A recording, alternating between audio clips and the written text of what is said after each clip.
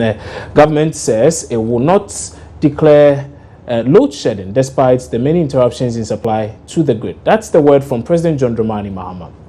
According to President Mahama, though some challenges persist, government is working towards restoring consistent power supply in the country, insisting that the situation will normalize soon.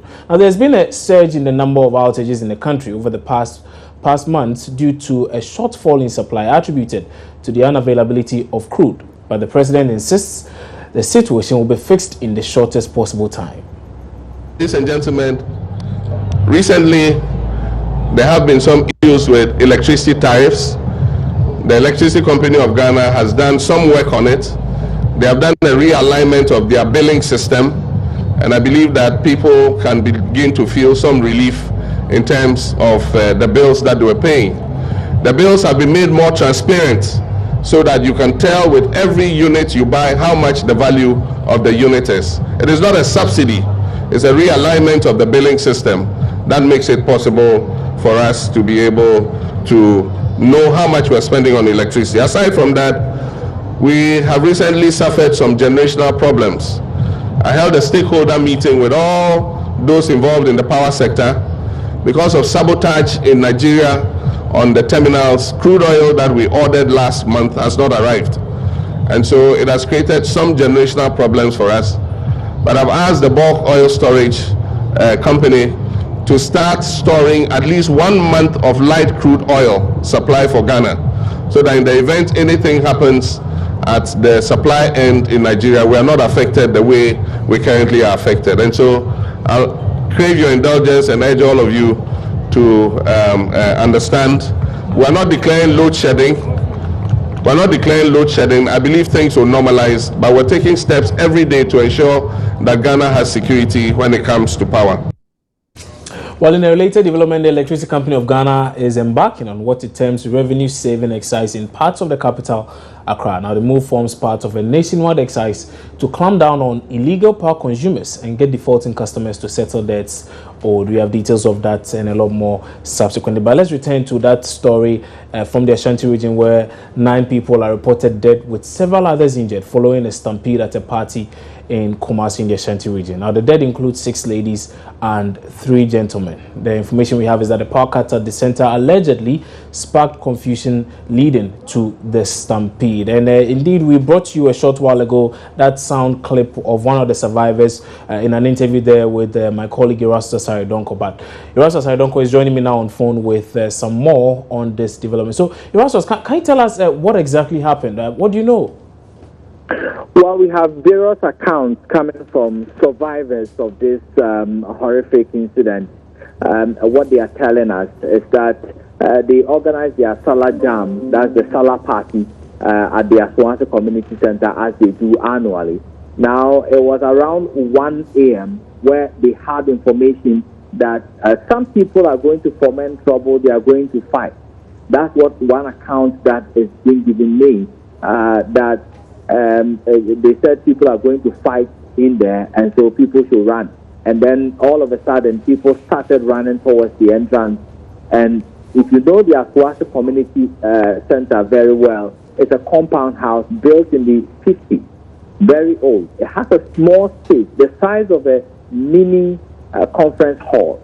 That can accommodate at least maximum 300 people. Now there were over 400 people in there. And so the stampede that was created got people rushing towards the only entrance, which is a very small door, and so many were falling, many were collapsing, and people were stepping on them. In all, 9 people dead, 6 females, and then 3 males.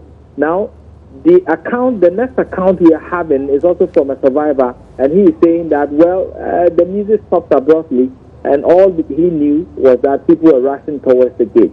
You can take a listen to him now.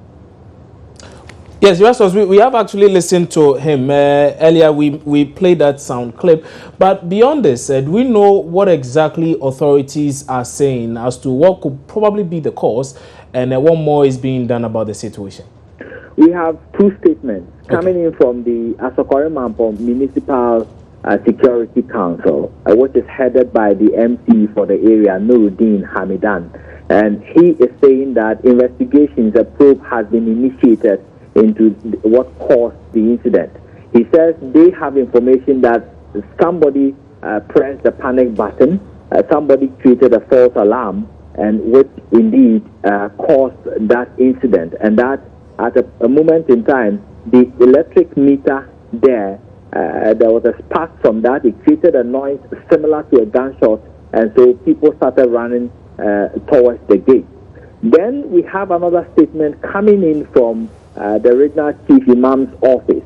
His secretary, Alhaji Ustaz, has also been telling me that indeed they have information that it has some links to do with the Abudis and Andani violence or stalemate in the northern region. And that one of the artists who was performing that night, there was information on the ground that he was going to be attacked by the other faction. And so he fled the scene, and that is what caused people to also start running in that direction, which created a stampede which has killed 9 people. And so these are the accounts that are coming from official sources, but they are saying that they have initiated a probe.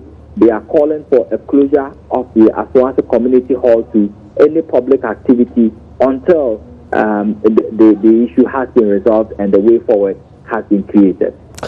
Let's take a look at those who survived this incident and where they are now. The information we had was that quite a number of them who had sustained injuries were receiving treatment at the Menchia Hospital. What more do we know about that, and how are they faring? I saw 5 people on stretchers outside the waiting area, and they were being attended to. Some had drips and all that. Some were nursing head injuries. Some also were dazed in a way. Some were also complaining of some fractures as well. There was one person, however, in the emergency area, and I was not allowed in there, and they said his situation is a bit critical.